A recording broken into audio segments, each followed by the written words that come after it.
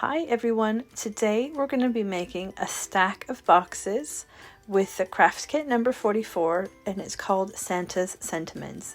Now you can make these boxes for any occasion and it is super simple.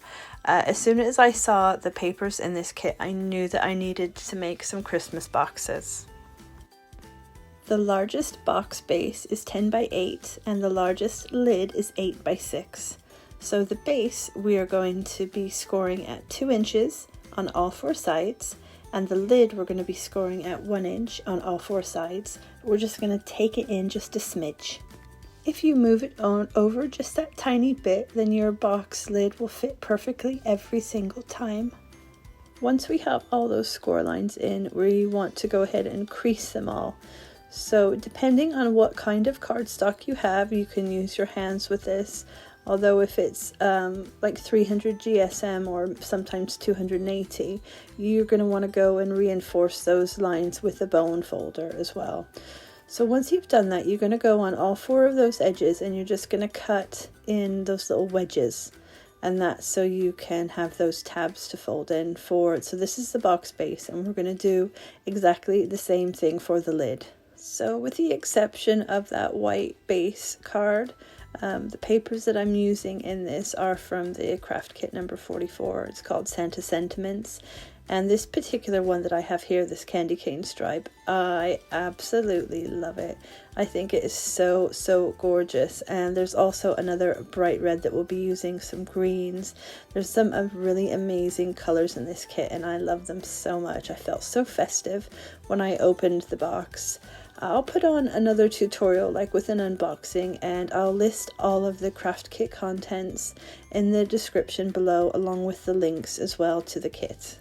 Because all 3 boxes are made in exactly the same way, I'm only making one up in the tutorial, but I will go ahead and give the dimensions in the description below.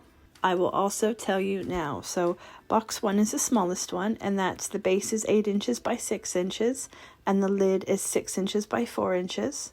Box number 2, which is the medium size, is the base is 9 inches by 7 inches and the lid is 7 inches by 5 inches. And then box number 3, which was what we're working on here, the base is 10 inches by 8 inches and the lid is 8 inches by 6 inches. Now remember, with all of your lids, you're going to take it in on the scoreboard just a smidge. I wouldn't even say it's a 1/16 of an inch. It might even be smaller than that. It's just, like I say, it's a smidge. And once you start making boxes, you'll know exactly where to line it up on the scoreboard. So just have a play around with it.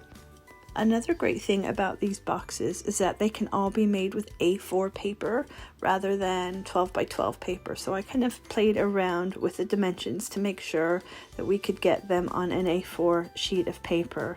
Another really great thing is that regardless of what box you're using, you're scoring each base at 2 inches on all 4 sides, and the lid is all scored at 1 inch as well. So whether it's box 1, 2, or 3.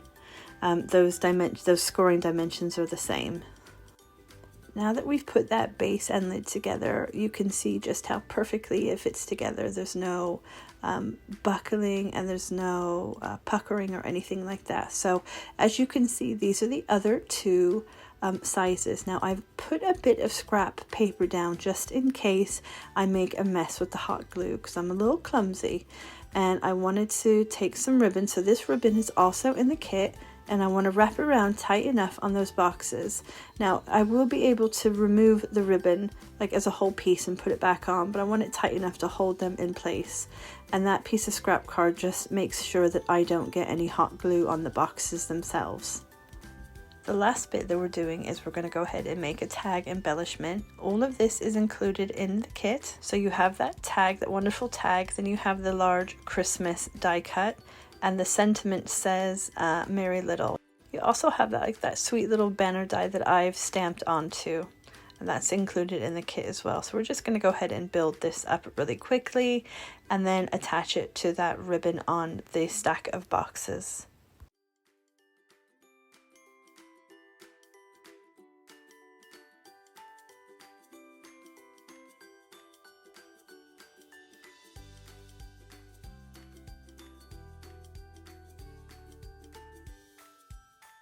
For me personally, grosgrain ribbon can be a little bit hard to make bows with, so I've used another ribbon that I have in my stash, just a plain red satin ribbon, to make a sweet little bow there for the tag to finish it off. And I've popped on a couple of sequins as well, just to give it a little bit of sparkle.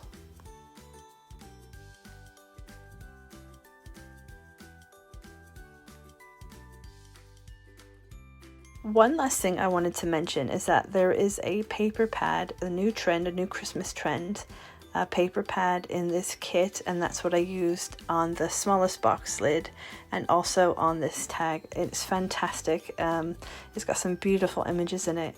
I'm really sorry about my cat. This is Ralph.